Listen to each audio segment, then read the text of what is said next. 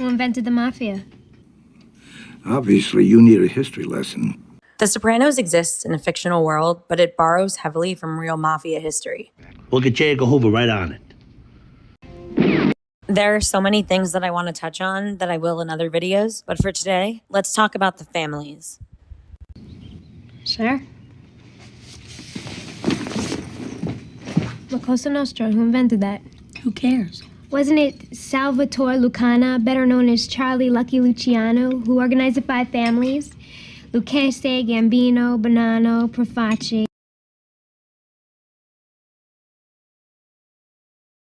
Tommy Lucchese served as underboss to Tommy Galliano for 20 years between 1931 and 1951. Speaking of Tommy, in the early scripts for the pilot episode of The Sopranos, David Chase had actually named Tony Soprano Tommy Soprano, but then David Chase changed it to Tony. According to the New York Times, Lucchese was the more public figure of the then Galliano family, which was renamed the Lucchese family, and you may know them from the Goodfellas airport heist, which happened 11 years after Lucchese died from a brain tumor. And these are the guys that Jimmy put together for what turned out to be the biggest heist in American history. Nobody knows for sure just how much was taken in the daring pre-dawn raid at the Lufthansa cargo terminal at Kennedy Airport. The FBI says $2 million. Port Authority police say $4 million. The city cops say 5. Lufthansa... I didn't say nothing. I'm not saying that the character Carmine Sr. is directly modeled off of Carlo Gambino, but it is the same model of leadership. You know, the quiet, avoiding unnecessary attention, focusing on stability, compromise, and making money. Our family's been doing our Jersey business a long time with the Sopranos, in a peaceful and profitable way. And I want to keep it like that. You don't have to answer this if you don't want to, but I gotta know. Did you ever meet John Gotti? You know, he rang that bell the whole way home. According to a book I recently read, John Gotti actually saw a therapist for alcohol and anger management issues. John, he always had a terrible temper. John. Gotti. He knew he had a problem. He'd been seeing a shrink, trying to get a handle on his alcohol and anger management problem. We know this because investigators for the New York State Legislative Committee on Crime tailed him as he visited the doctor. Rage, Anthony, is a big, loud, flaming self-distraction. I guess the idea of a mob boss going to therapy wasn't a completely foreign concept. I know, Junior. I know. I can't help but think of Mikey Palmisi here, having Tony's car tailed as he drives to Dr. Melfi's appointments. Twice last week, he goes toward the medical center, and they lose him. And there was Joe Bonanno. Bonanno, a retired businessman living in the Catalina Vista neighborhood near the Arizona Inn. Retiring, actually. Retiring? You took an oath, Gene. Well, I thought about that. I had a banana in there. So no comment, please. Wish you the best of luck. That's Joe Bonanno Sr. in 1980, heading into federal court in Tucson. For the first time, Bonanno would be sentenced to prison, ending his underworld career that saw him rise from an Al Capone bootlegger and gun runner to head of the New York Mafia. Did you hear how the FBI got Joe? You know, he was putting the notes in his trash can. Bill Romer is the son of FBI agent William F. Romer, who helped take down Bonanno by sifting through his trash. She's throwing away the garbage. Yeah? I took in Arizona. You know, Steak got all the TGI Fridays. He loves their wings.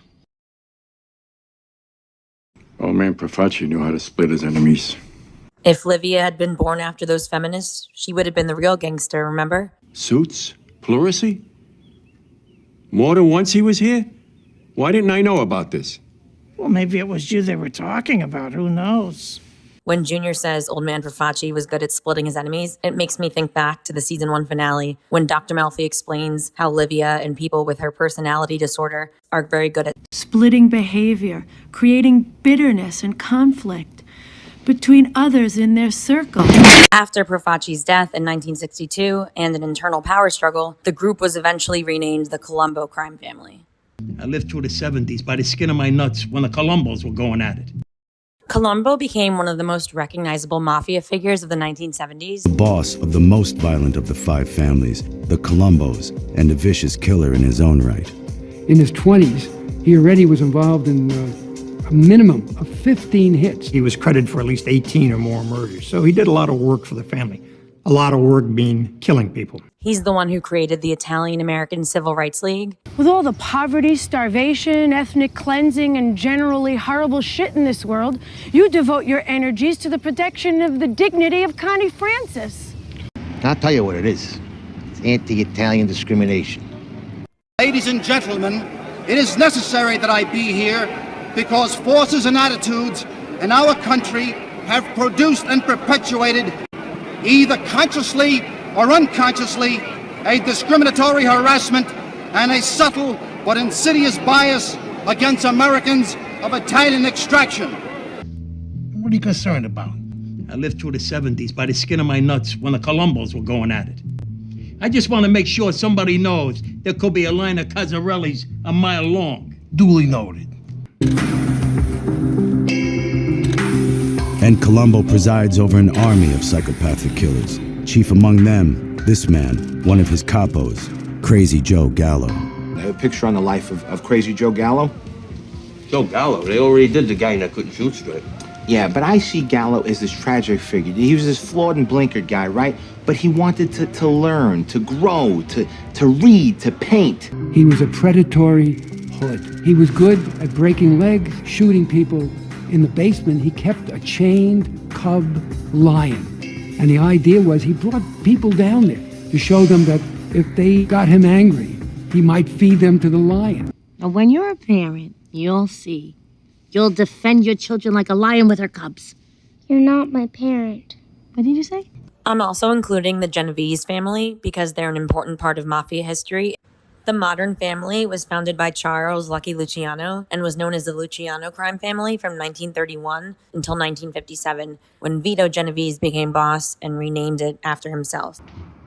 You know, World War II, your outfit protected the Brooklyn Navy Yard. The use of naval intelligence officers to go in with the first waves of Higgins boats to set up their counterintelligence apparatus ashore under the guise of being port security officers and meshing up with people, sources that they had developed back in New York from families here that were mafia, members of the mafia who provided information about what was going on in Sicily and introducing them to family members, friends, etc. in Italy. I think Roosevelt told Vito Genovese where Hitler was holed up. Go fuck yourself. Vincent the Chin Gigante, who is known for appearing mentally unstable in public. In light of recent humiliations, it's an honor to be joined by men. Not this kind of mentally unstable. Cornhole cocksuckers like married my cousin. He should fucking die. More like this kind. Prosecutors argued that his behavior was a strategy to avoid prosecution. They say he's been faking mental illness for years to escape the law. But today, federal agents could declare the show is over. Court will convene on Monday at 9:30 to continue proceedings. Your Honor, please. Since his injury, I have not had a single conversation with Mr. Soprano in which we've related on any meaningful level. And the blurred line between reality and manipulation. Guess who came in earlier? Tommy Formicola. Uncle Joe, Tommy Formicola died a few years ago. Not Tommy Ichidrola, son Tommy. Jesus Christ, you had me worried there for a minute. But how could this man be a mob boss? For decades, Gigante's routinely been seen wandering his Greenwich Village neighborhood in his pajamas and bathrobe, mumbling incoherently. How come my son's in a bathrobe? Is he sick? He's fine. He makes a good case that he's crazy, but as has been said many times in the past, he's crazy like a fox. Crazy like a fox, my little nephew. Wait there. Okay. Who was the president of the United States? George Bush. And who was the president before George Bush? John Kennedy. You know where I was when he was shot? I was getting a haircut.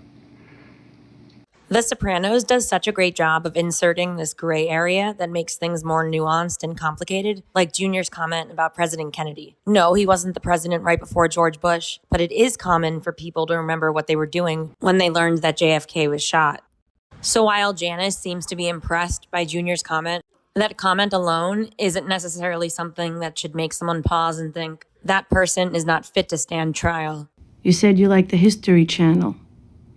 He who doesn't understand history is doomed to repeat it. What would you like to see for my next Sopranos history-related video?